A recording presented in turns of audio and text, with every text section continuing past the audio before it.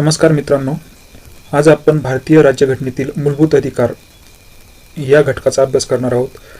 मूलभूत अधिकारावर जे काही प्रश्न विचारले जातील ते सर्व आपण आजपासून पुढील 5 व्हिडिओमध्ये पूर्ण करणार आहोत. आणि या व्हिडिओच्या बाहेर तुम्हाला कोणताही प्रश्न आढळणार नाही.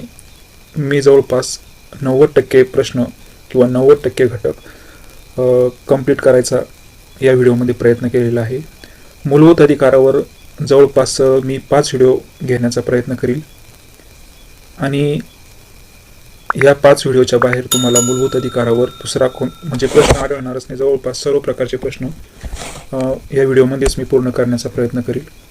तर चला सुरू करूया. भारतीय राज्यघटनेतील मूलभूत अधिकार.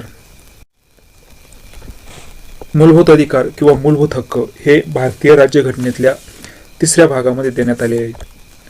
आणि जो भारतीय राज्यघटनेचा जो 3रा भाग आहे त्याला आपण भारताचा मॅग्ना कार्टा असं देखील म्हणतो.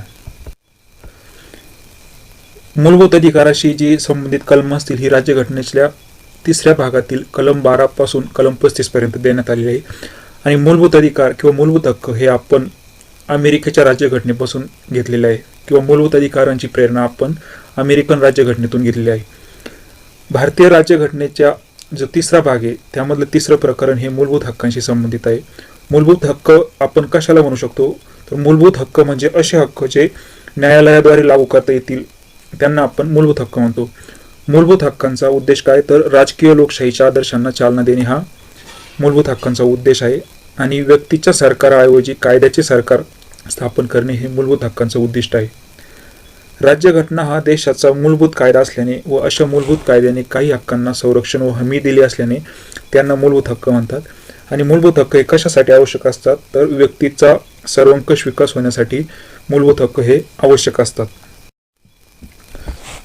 सुरुवातीला मूलभूत हक्क हे राज्यघटनेमध्ये 7 प्रकारचे मूलभूत हक्क अस्तित्वात होते. पण 44वी घटनादुरुस्ती जी 1978 मध्ये करण्यात आली, तर त्या घटनादुरुस्तीने जो मालमत्तेचा हक्क होता कलम 31 मध्ये, तर तो मालमत्तेचा हक्क वगळून 12व्या भागात कलम 300 अंतर्गत आता एक कायदेशीर हक्क आहे. म्हणून आता भारतीय राज्यघटनेत फक्त 6 प्रकारचे मूलभूत हक्क आहे. तर ते 6 प्रकारचे मूलभूत हक्क कोणते, तर ते आपण बघू. तर पहिला हक्क आहे समतेचा हक्क, जो कलम 14 ते 18 मध्ये देण्यात आलेला आहे. दुसरा म्हणजे स्वातंत्र्याचा हक्क, जो कलम 19 ते 22 मध्ये दिला आहे. तिसरा म्हणजे शोषणाविरुद्धीचा हक्क, तो कलम 23 व 24 मध्ये दिला आहे. चौथा हक्क म्हणजे धर्म स्वातंत्र्याचा हक्क, तो कलम 25 ते 28 मध्ये देण्यात आला आहे. 5वा हक्क म्हणजे सांस्कृतिक व शैक्षणिक हक्क, जो कलम 29 व 30 मध्ये नमूद करण्यात आला आहे. आणि सर्वात महत्त्वाचा हक्क म्हणजे घटनात्मक संरक्षणाचा हक्क, जो कलम 32 मध्ये देण्यात आला आहे. आणि हे कलम 32 याला डॉक्टर बाबासाहेब आंबेडकर यांनी भारतीय राज्यघटनेचा आत्मा असं म्हणून संबोधलेलं आहे. कारण हे कलम जर नसलं राज्यघटनेत, कलम 32 जर राज्यघटनेत नसलं तर ह्या मूलभूत हक्कांचा काहीच उपयोग होणार नाही. त्यामुळे कलम 32 हे भारतीय राज्यघटनेतलं किंवा या मूलभूत हक्कांच्या प्रकरणामधलं सर्वात महत्त्वाचं कलम म्हणजे कलम 32. आता मूलभूत हक्कांची आपण वैशिष्ट्ये पाहू. म्हणजे मूलभूत हक्क हे राज्यघटनेत आहे, तर त्यांची काय वैशिष्ट्ये आहे तर ते आपण बघू. तर मूलभूत हक्क हे 2 प्रकारच्या नागरिकांसाठी, म्हणजे भारतीय नागरिक असतील त्यांना ह्या यादीमध्ये जे काही हक्क दिलेले असतील कलम 12 ते 35 मध्ये ते सर्व उपलब्ध आहेतच. पण काही हक्क हे परदेशी व्यक्तींना किंवा निगम कंपनी यासारख्या कायदेशीर व्यक्तींना सुद्धा उपलब्ध आहे. म्हणजे काही हक्क हे भारतीयांना तर आहेच, म्हणजे सर्व हक्क हे भारतीय नागरिकांना आहेच, पण काही असे हक्क आहे जे परदेशी व्यक्तींना सुद्धा उपलब्ध आहे. दुसरं म्हणजे हे हक्क अनिर्बंध स्वरूपाचे नसून सशर्त आहे. म्हणजे काही परिस्थितीमध्ये या अधिकारांवर बंधनं येऊ शकतात. वेगवेगळ्या परिस्थितीमध्ये वेगवेगळ्या प्रकारची बंधनं येऊ शकतात. तिसरं म्हणजे हे हक्क बहुतेक करून जे राज्य संस्था असेल किंवा सरकार असेल तर या सरकारच्या किंवा राज्य संस्थेच्या मनमानी कृतीविरुद्ध आहे. म्हणजे राज्य संस्था कशाही प्रकारे आपलं राज्यकारभार करू शकत नाही. तर राज्यकारभार जो मनमानी राज्यकारभार चालेल तर त्या कृतीविरुद्ध हे मूलभूत हक्क भारतीय राज्यघटनेत देण्यात आलेले. काही अधिकार हे नकारात्मक स्वरूपाचे आहे, म्हणजे ते राज्याच्या अधिकारावर निर्बंध घालतात. तर काही हक्क हे सकारात्मक स्वरूपाचे, ते व्यक्तींना विशेष अधिकार प्रदान करतात.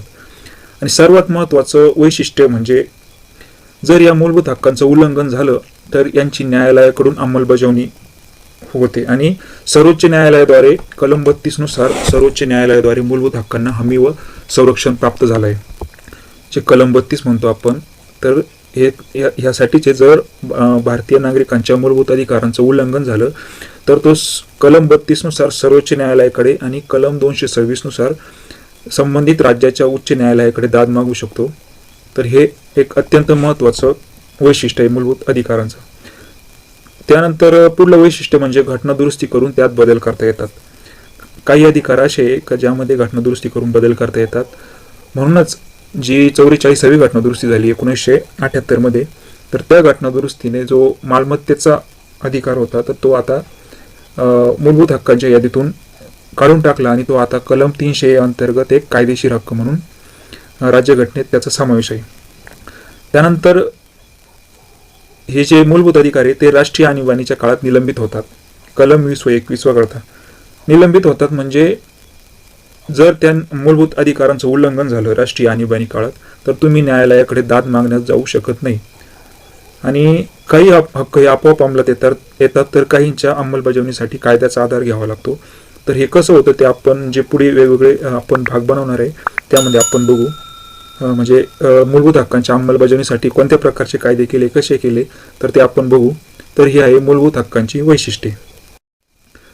त्यानंतर आपण आता आपल्या मूलभूत हक्कांशी संबंधित जे काही कलम असतील त्यांना सुरुवात करू.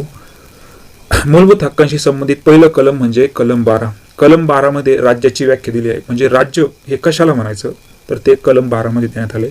तर राज्य या संकल्पनेत काय काय समावेश होतं तर भारत सरकार आणि भारतीय संसद, त्यानंतर राज्य सरकार आणि राज्य विधिमंडळ, सर्व प्रकारच्या स्थानिक शासन संस्था, वैधानिक आणि अवैधानिक प्राधिकरण, नंतर आहे सर्वोच्च न्यायालयानुसार राज्याच्या वतीने कार्य करणारी खाजगी संस्था किंवा संघटना.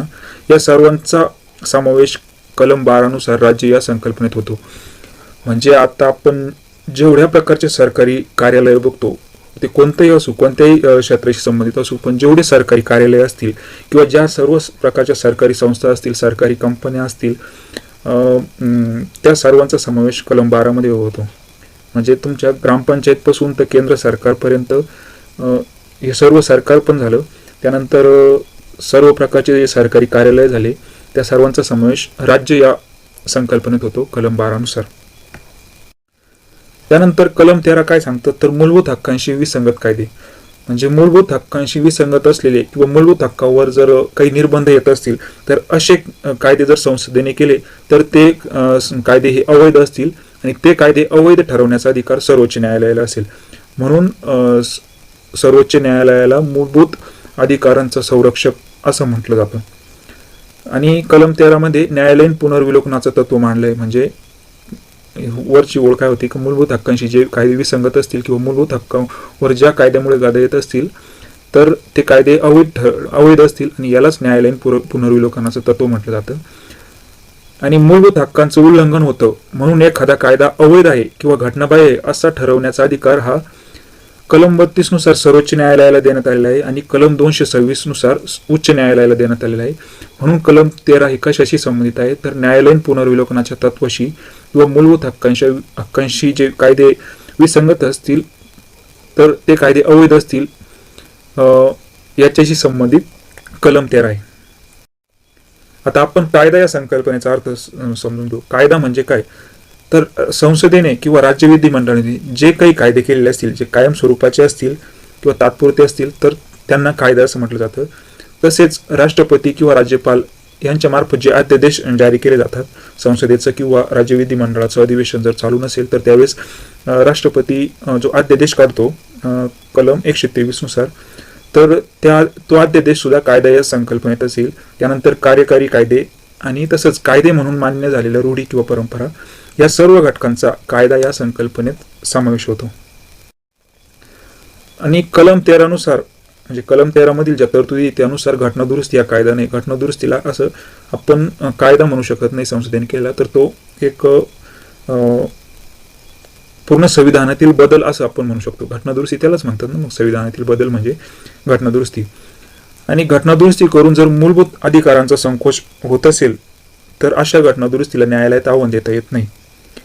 केशवानंद भारती खटला जो 1973 मध्ये झाला त्यामध्ये काय सांगितलं होतं, जर अशा स्वरूपाच्या कायद्यामुळे म्हणजे कशा स्वरूपाच्या, जर मूलभूत अधिकारांचा जर संकोच होत असेल किंवा मूलभूत अधिकारावर गदा येत असेल, मूलभूत अधिकाराचं निलंबन होत असेल, अशा प्रकारची घटनादुरुस्ती किंवा अशा प्रकारचे कायदे जर संसदेमार्फत पारित केले आणि त्यामुळे जर मूलभूत संरचनेचा भाग असलेल्या मूलभूत अधिकारांचं उल्लंघन होत असेल तर त्यांना न्यायालयात आव्हान देता येते आणि अशी घटनादुरुस्ती किंवा असे कायदे अवैध ठरवले जाऊ शकते. त्यामुळे केशवानंद भारती खटला हा राज्यघटनेचा अभ्यास करणाऱ्या प्रत्येक व्यक्तीला माहीतच पाहिजे आणि तो सर्वात महत्त्वाचा घटक आहे भारतीय राज्यघटनेचा किंवा भारतीय राज्यव्यवस्थेचा अभ्यास करणाऱ्या प्रत्येक व्यक्तीसाठी.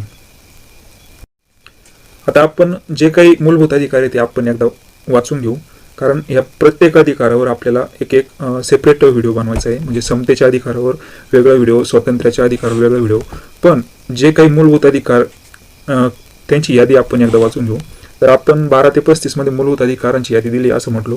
आता 12 आपण पहिलं 12 मध्ये काय दिलं होतं तर राज्याची व्याख्या, कलम 13 मध्ये काय दिलं तर मूलभूत अधिकारांशी जे कायदे विसंगत असतील ते अवैध ठरवण्याचा जो न्यायालयाचा अधिकार आहे किंवा मूलभूत हक्कांशी विसंगत कायदे संसद पारित करू शकत नाही, हे कलम 13 मध्ये दिलंय. आता आपण पुढे सिरियलनुसार जाऊ. तर कलम 14 ते 18 मध्ये समतेचा अधिकार दिला आहे. तर ते आता आपण बघू 14 ते 18 हे कलम काय. तर कलम 14 काय आहे तर कायद्यापुढे समानता आणि कायद्याचे समान संरक्षण. आता आपण फक्त एकदा वाचून घेऊ आणि हे डिटेलमध्ये एक्सप्लेन आपण पुढच्या व्हिडिओमध्ये करू. ज्यावेळेस आपण हा जो एक हक्क आहे म्हणजे समतेचा हक्क, स्वातंत्र्याचा हक्क, हा एक हक्काचं ज्यावेळेस सेपरेट व्हिडिओ बनवणार आहोत त्यामध्ये आपण हे डिटेलमध्ये अभ्यास करणार आहोत. आता फक्त आपण एकदा वाचून घेऊ. तर कलम 14 मध्ये दिलं आहे कायद्यापुढे समानता आणि कायद्याचे समान संरक्षण. कलम 15 मध्ये भेदभावास मनाई केलेली आहे. तर ती कशा प्रकारे तर धर्म, वंश, जात, लिंग किंवा जन्म ठिकाण केवळ या कारणावरून एखाद्या व्यक्तीबरोबर भेदभाव केला जाणार नाही. कलम 16 हे सार्वजनिक क्षेत्रात नोकऱ्यांची समान संधीशी संबंधित आहे. कलम 17 हे अस्पृश्यता निवारणाशी संबंधित आहे आणि कलम 18 नुसार पदव्यांची समाप्ती केलेली आहे. तर हे होते समतेच्या अधिकाराशी संबंधित 5 कलम आणि हे 5 अधिकार. त्यानंतर स्वातंत्र्याचा हक्क हा कलम 19 ते 22 मध्ये दिलेला आहे. कलम 19 ते 22 हे स्वातंत्र्याच्या हक्काशी संबंधित आहे. त्यामधलं कलम 19 हे 6 स्वातंत्र्याचं संरक्षण करतं. आता ते 6 स्वातंत्र्य कोणते हे आपण पुढे पाहणारच आहोत. त्यानंतर कलम 20 मध्ये गुन्ह्याबद्दल दोषी ठरवण्यासंबंधातील संरक्षण. म्हणजे कलम 20 हे आरोपीशी संबंधित कलम आहे असं आपण म्हणू शकतो, किंवा जे गुन्हेगार किंवा आरोपी असतात तर त्यांचे काय अधिकार किंवा हक्क असतात त्याशी संबंधित कलम म्हणजे कलम 20. कलम 20 काय सांगतं तर गुन्ह्याबद्दल दोषी ठरवण्यासंबंधातील संरक्षण. आणि कलम 21 काय तर जीविताचे आणि व्यक्तिगत स्वातंत्र्याचे संरक्षण.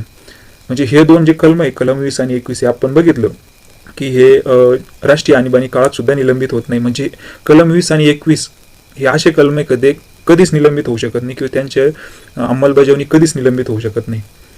त्यानंतर कलम 21 हे नंतर ऍड करण्यात आलं 2002च्या घटनादुरुस्तीनुसार. तर कलम 21 हे काय म्हणतं तर प्राथमिक शिक्षणाचा हक्क. आणि कलम 22 हे अटक आणि स्थानबद्धतेविरुद्धचं संरक्षण. तर हे होते स्वातंत्र्याचे हक्क. त्यानंतर कलम 23 व 24 मध्ये शोषणाविरुद्धचा हक्काचा समावेश केलेला आहे. त्यामध्ये कलम 23 काय सांगतं तर मानवी व्यापार आणि वेठबिगारीवर बंदी. आणि कलम 24 हे जे बालकांनी कारखान्यात काम करण्यावर बंदी, म्हणजे 14 वर्षाच्या आतील जे बालकं असतील तर त्यांच्यावर कारखान्यात काम करण्यावर बंदी याच्याशी संबंधित कलम 24 आहे. कलम 25 ते 28 मध्ये धार्मिक स्वातंत्र्याचा हक्क नमूद केलेला आहे. म्हणजे धार्मिक स्वातंत्र्याच्या हक्काशी संबंधित कलम कोणते असतील तर कलम 25 ते 28. त्यामध्ये कलम 25 काय म्हणतं तर सद्विवेक बुद्धीने वागण्याचे आणि धर्माचे पालन, आचरण व प्रचार करण्याचे स्वातंत्र्य. कलम 26 मध्ये धार्मिक व्यवहाराच्या व्यवस्थापनाचे स्वातंत्र्य. कलम 27 मध्ये कोणत्याही धर्माला चालना देण्यासाठी सक्तीने कर देण्यापासून मुक्ती. आणि कलम 28 काय म्हणतं तर काही शैक्षणिक संस्थांमध्ये धार्मिक शिक्षण किंवा उपासना सक्तीने करण्यापासून मुक्ती. म्हणजे हे जे 4 कलम हे धार्मिक स्वातंत्र्याशी संबंधित आहे. आता आपण फक्त हे एकदा वाचून घेऊ राहिलो.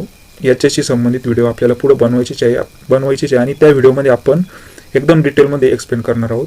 त्यामुळे आता फक्त एकदा नजर मारून घेऊ आपण या अधिकारांवर. 29 व 30 हे जे कलम आहे हे सांस्कृतिक आणि शैक्षणिक हक्काशी संबंधित आहे. आणि हे सांस्कृतिक आणि शैक्षणिक हक्क कोणाचे तर अल्पसंख्याकांचे.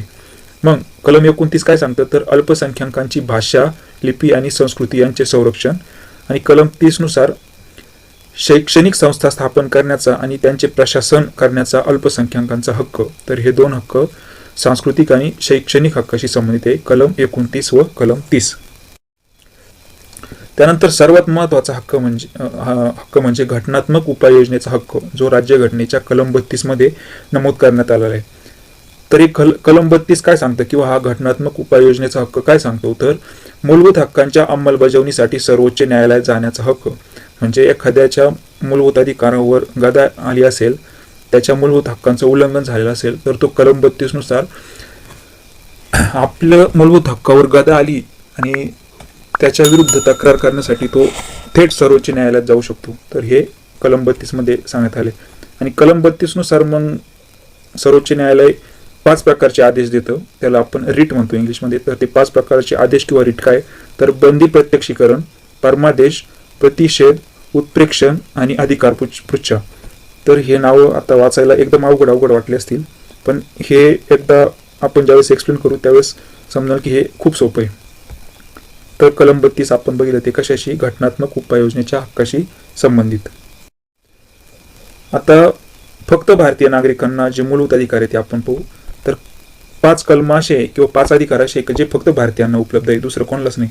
तर कलम 15, 16, 19, 29, 30. तर हे 5 कलम, कलम 15, कलम 16, कलम 19, कलम 29 आणि कलम 30. कलम 15 आपण पाहिलं भेदभावच म्हणाई, धर्म, वंश, जात, लिंग किंवा जन्म ठिकाण केवळ या कारणावरून भेदभाव करता येणार नाही.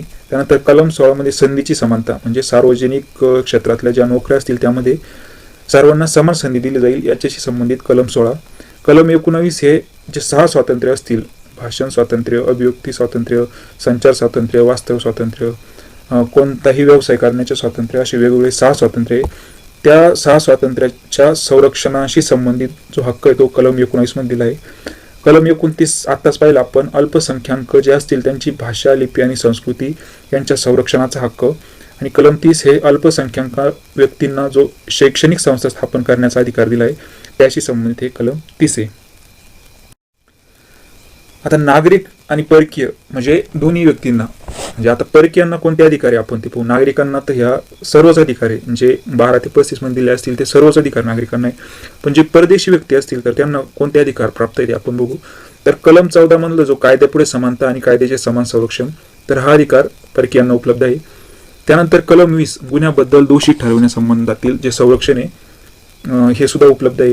कलम 21 हे जीविताचं आणि व्यक्तिगत स्वातंत्र्याचं संरक्षण हे पण उपलब्ध आहे. त्यानंतर प्राथमिक शिक्षणाचा हक्क जो कलम 21 मध्ये दिला आहे. त्यानंतर कलम 22 अटक आणि स्थानबद्धतेविरुद्ध संरक्षण. कलम 23 मानवी व्यापार आणि वेठबिगारीवर बंदी. कलम 24 बालकांना कारखान्यात काम करण्यावर बंदी. कलम 25 सद्सद्विवेक बुद्धीने वागण्याचे, धर्माचे पालन, आचरण व प्रचार करण्याचे स्वातंत्र्य. कलम 26 धार्मिक व्यवहारांच्या व्यवस्थापनाचे स्वातंत्र्य. कलम 27 कोणत्याही धर्माला चालना देण्यासाठी सक्तीने कर देण्यापासून मुक्ती. आणि कलम 28 काही शैक्षणिक संस्थांमध्ये धार्मिक शिक्षण किंवा उपासना सक्तीने करण्यापासून मुक्ती. तर हे 11 कलम किंवा 11 प्रकारचे जे हक्क आहे तर ते परकीय व्यक्तींना सुद्धा उपलब्ध आहेत. तर मित्रांनो, आपण जे मूलभूत अधिकार आहे त्या व्हिडिओला आज आपण सुरुवात केली. त्यामध्ये आपण मूलभूत अधिकारांचे कोणत्या देशाकडून घेतले, कोणत्या कलमापासून कोणत्या कलमापर्यंत मूलभूत हक्कांचा समावेश केलेला आहे, राज्यघटनेच्या कोणत्या भागामध्ये मूलभूत हक्क दिले आहे, त्यानंतर मूलभूत हक्कांची वैशिष्ट्ये, मूलभूत हक्कांशी संबंधित जे 2 कलम म्हणजे कलम 12 आणि कलम 13 ते बघितले. आणि मूलभूत हक्कांची जी सर्वंकष यादी दिली आहे कलम 32 पर्यंत तर ते आपण बघितले. तर हा व्हिडिओ तुम्हाला आवडला असेल तर व्हिडिओला लाईक करा, शेअर करा, तसेच चॅनलला सबस्क्राईब करा. तर पुन्हा भेटू आपण आपल्या पुढच्या व्हिडिओमध्ये. तोपर्यंत धन्यवाद.